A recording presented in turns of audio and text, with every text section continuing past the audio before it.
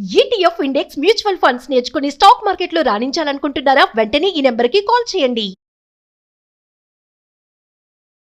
నమస్కారం. కార్తీక పురాణం 27వ రోజు పారాయణలోకి వచ్చాం. జనక మహారాజుకి మహర్షి ఇట్లా తెలియజేస్తున్నారు. కార్తీక వ్రతాలలో కేదారేశ్వర వ్రతం పుణ్యప్రదమైంది. అయితే ఈ కేదారేశ్వర వ్రతం మనకి పారాయణలో చివరికి వస్తోంది, కానీ కేదారేశ్వర వ్రతాన్ని ముందు కాలాల్లోనే చేసేస్తారు.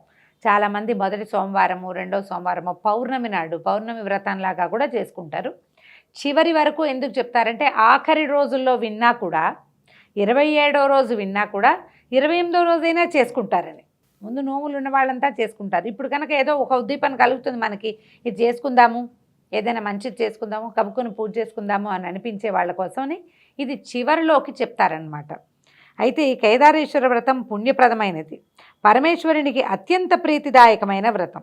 బోళాశంకరుడైన పరమేశ్వరుడు ఈ వ్రతం ద్వారా తన కరుణా కటాక్షాల వల్ల అపారమైన సిరి సంపదలను, సకల శుభాలను ప్రసాదిస్తాడు. స్వామిని ఆరాధించి మనసులో గల కోరికలను ఆయనకి నివేదిస్తే తప్పక నెరవేరుతాయట. అయితే పార్వతీదేవి ఈ వ్రతాన్ని ఆచరించడం వల్లే శివుని శరీరంలో సగభాగాన్ని పొంది అర్ధనారీశ్వరి అయ్యిందట.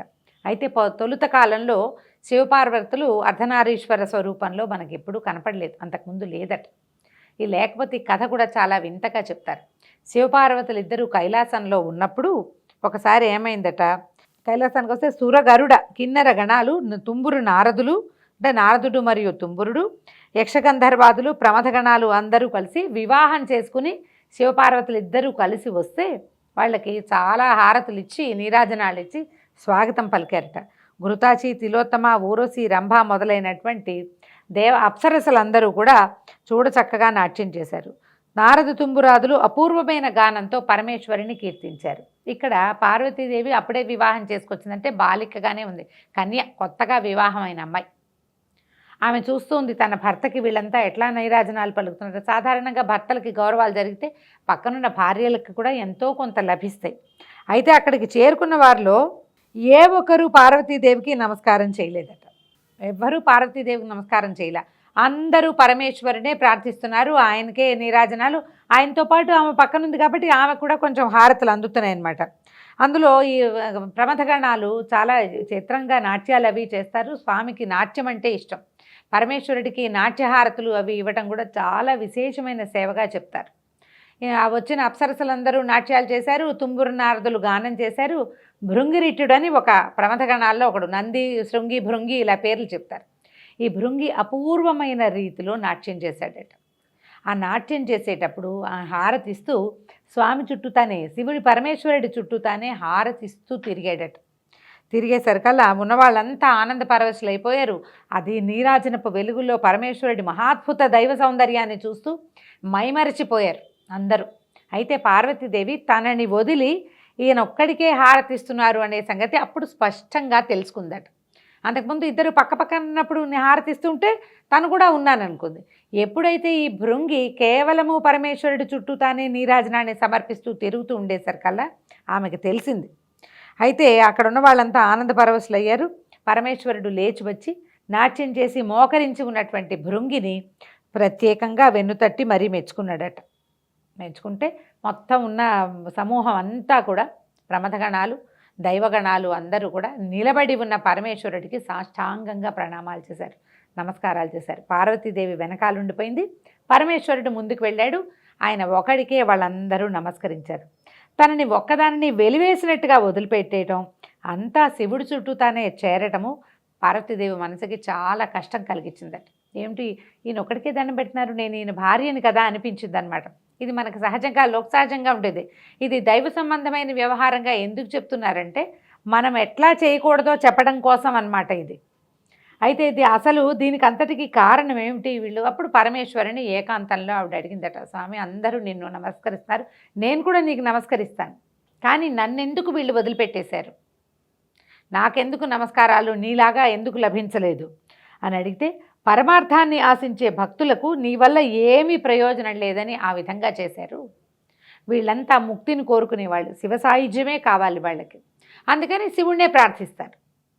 నీ వల్ల వాళ్ళకి వనగూడే ప్రయోజనం ఏమీ లేదు, అంచేత నీకు నమస్కరించట్లేదు, నువ్వు నా భార్యగానే నమస్కరించబడ్డావు, కానీ నీకుగా నమస్కారాలు లభించవు అనగానే ఆమె చాలా ఖిన్నురాలైపోయిందట పార్వతి. ఇంత తపస్సు చేసి తల్లి తండ్రిని కాదని, గారాల బిడ్డని హిమవంతుడికి నేను అక్కడే ఉండకుండా వీరిని వివాహం చేసుకున్నాను. అపర్ణ ఆఖరికి ఆకులలమలు కూడా తినకుండా ఒట్టిగా వాయుభక్షణ చేసి ఈయన కోసం తపస్సు చేసి నేను ఈయన సాధిస్తే నాకే గొప్పతనము లేకుండా కేవలం భగవంతుడికి మాత్రమే గొప్ప, నేను ఆయన్ని చేరుకున్న నాకెందుకు ఈ గొప్ప లభించలేదు అని ఆవిడ చాలా ఆలోచించిందట. పైగా పరమేశ్వరుడు కూడా ఇల్లాలనైనా ఆలోచించకుండా తన అయోగ్యతను తెలియచేసేశాడు.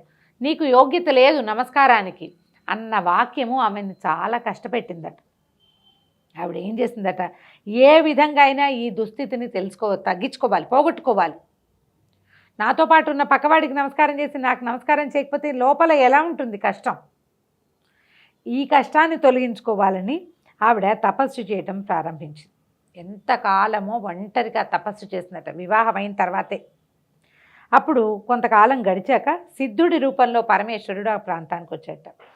కోరిక పట్ల వ్యామోహంతో ఏకాగ్రతను సాధించలేకుండా నువ్వు ఎంతకాలం తపస్సు చేసినా ఏమీ ప్రయోజనాన్ని పొందలేవు. ఇది ప్రధానమైన పాయింట్ అండి. ఈ కథలో పార్వతీదేవి కూడా పరమేశ్వరుని వివాహం చేసుకోవాలి అన్న ఒక్క తలంపుతోటి తపస్సు చేసింది మొదట. ఆవిడ కన్యగా ఉన్నప్పుడు, అవివాహితగా ఉన్నప్పుడు ఆమె కోరిక తీరింది. కానీ ఆమె వివాహిత అయిన తర్వాత ఇట్లా అంటే తనకి గౌరవం లభించలేదన్న దాంతో చేసావు, నీకు ఏకాగ్రత కుదరటల్ల. అప్పుడు ఆవిడ ఏకాగ్రత ఎవరి మీద ఉంది? మొదట శివుడి మీద ఉంది. భగవంతుని మీద ఏకాగ్రత ఉండటం వల్ల నీకు మొదటిసారి తపస్సు కుదిరింది. ఇప్పుడు నీకు భగవంతుని పట్ల ఏకాగ్రత లేదు, నీకు నీ మీదే ఉంది మనసు. ఇది కాదు ఉండవలసింది.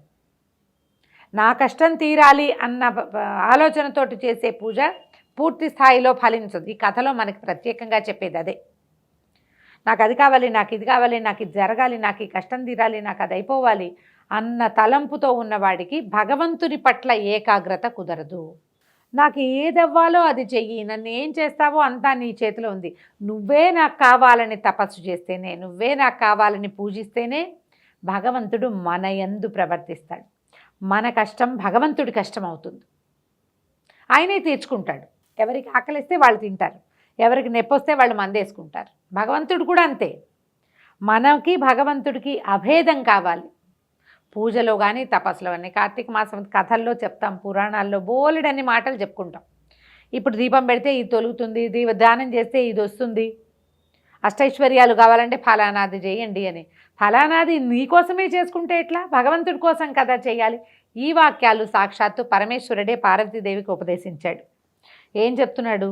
నువ్వు ఎంతకాలం ఇలా తపస్సు చేసినా కుదరదు. కాకపోతే ఇది రేపు కార్తీక మాసం రాబోతుంది. బోళాశంకరుడైన ఈశ్వరుడు కేదారేశ్వరుడు అన్న పేరుతో భక్తులని ఉద్ధరిస్తాడు.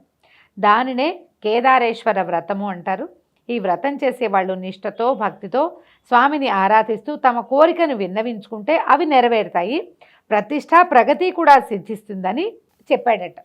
అంటే పార్వతీదేవిని కరుణించే ఉద్దేశంలో ఇది ప్రజలకు మనకి మేలు చేయడానికి, లోకోపకారం కోసం చేసిందే. ఎప్పుడు కూడా మామూలు రోజుల్లో పూజా విధానాల కంటే కూడా పర్వదినాలలో చేసే పూజ భగవంతుడిని ఉద్దేశించి చేసేది. ఇది మహాపర్వదినం. ఇప్పుడు సూర్యచంద్రులు ఇద్దరూ సమానమైన గతుల్లో ఉంటారు, ఈ గతిలో ఉంటారు. నక్షత్రాలన్నీ కూడా అందరూ భగవంతుని వైపు తిరుగుంటారు. వారితో పాటు మనం కూడా భగవంతుడి వైపుకు తిరిగిపోతే వారందరికీ లభించే మహాద్భుత ఫలితంలో మనకు కూడా భాగం లభిస్తుంది. కాబట్టి తప్పకుండా పర్వదినాలలోనూ ఏవి పర్వాలని చెప్పారో, ఏం చేయాలని చెప్పారో ఆ క్రియా విధానాన్ని చేయాలి. అలానే ఆనతిచ్చాడు. ఇచ్చేసరికల్లా ఈవిడ ఏం చేసిందట, సిద్ధుడు చెప్పిన ప్రకారంగా పార్వతీదేవి తన కోరికను పరమేశ్వరునికి నివేదించుకుంటూ, అంటే నాకు కావాలి అని అడగలేదు, నాకేం కావాలో ఏం చేయాలో అది నువ్వు చెయ్యమన్నది అని నివేదిస్తూ కేదారేశ్వర వ్రతం చేసి పరమేశ్వరునిలో సగం శరీరాన్ని పొంది పరమేశ్వరుని అర్ధాంగి అయ్యింది. దీనినే కేదారేశ్వర వ్రతము, కార్తీక నోము అంటారు. ఈ కార్తీక మాసంలో 4 సోమవారాల్లోను మూడో సోమవారము కార్తీక పౌర్ణమి ప్రసిద్ధమైనవి, సిద్ధిప్రదమైనవి అని చెప్తున్నారు. చివరి సోమవారం నాడు కూడా చేసుకోవచ్చని మనకి పెద్దవాళ్ళు, గురువులు, పురోహితులు ఉపదేశిస్తారు. ఆఖరి రోజునైనా సరే, మాస శివరాత్రి రోజునైనా సరే మనం తప్పకుండా ఈ కేదారేశ్వర వ్రతం చేసుకోవచ్చు. భార్యాభర్త ఇద్దరూ కలిసి చేసుకునే పద్ధతి వాళ్ళ ఇళ్లలో ఉంటే దాన్ని కంటిన్యూ చేయొచ్చు. అలా కాని పక్షంలో మనం ఈ కథ విన్నాము. ఇప్పటిదాకా ఏంటంటే కార్తీక మాసంలో ఏం చేస్తాం, కార్తీక దామోదర ప్రీత్యర్థం అని విష్ణు ప్రీతి కొరకు శివారాధన చేస్తాం. ఈ కేదారేశ్వర వ్రతం మాత్రం కేవలము శివుని అనుగ్రహాన్ని పొందటం కోసమే కేదారేశ్వర వ్రతం అహంకరిచి అని సంకల్పం చెప్పుకుని కేదారేశ్వర వ్రత కల్పం అన్ని పుస్తకాల్లోనూ దొరుకుతుంది. ఏదైనా ఒక పుస్తకం సంపాదించి మనం 27వ రోజు వింటున్నాం, ఇంకా 28, 29, 33 రోజులు ఉన్నాయి. 30వ రోజు అమావాస్య కాబట్టి సాధారణంగా క్రియలు ఏమీ చేయలేకపోతాం. పైగా ఈ సంవత్సరం 29వ రోజుకే మనకి కార్తీక మాసం పూర్తయిపోతుంది. ఇంచుమించుగా ప్రతి సంవత్సరము ఇలాగే అవుతుంది, తిథులు తొందరపడతాయి కాబట్టి. ఇంకా 2 రోజులు, ఈ 2 రోజుల్లో అయినా సరే పెద్ద విశేషంగా ఏమిటో చాలా కావాలని ఏమనుకోవద్దు. తేలికపాటి పూజా విధానంగా సంకల్పం చెప్పుకుని మనం శివ పూజ చేసుకోవచ్చు. దానికోసమని చివరి భాగాల్లోనే ఇది చెప్పబడింది అనమాట. సాధారణంగా కార్తీకంలో ఒక చిన్న చిన్న విధులు చెప్తారు, ఫలానావి తినచ్చు, ఫలానావి తినకూడదు అని.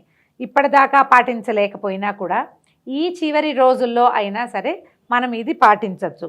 కొన్ని విధి నిషేధాలు చెప్తారు. ఇంగువ, ఉల్లిపాయలు, వెల్లుల్లిపాయలు, ముల్లంగి, దుంపలు, గుమ్మడికాయలు, శనగ, పెసర, అలసందలు, నువ్వులు నిషిద్ధం, తినకూడదు. వీటిని మానేస్తే చివరి 2 రోజులు మానేసినా సరే మీకు ఫలితం లభిస్తుంది. తర్వాత మాంసాహారం నిషిద్ధం, చివరి 2 రోజులైనా.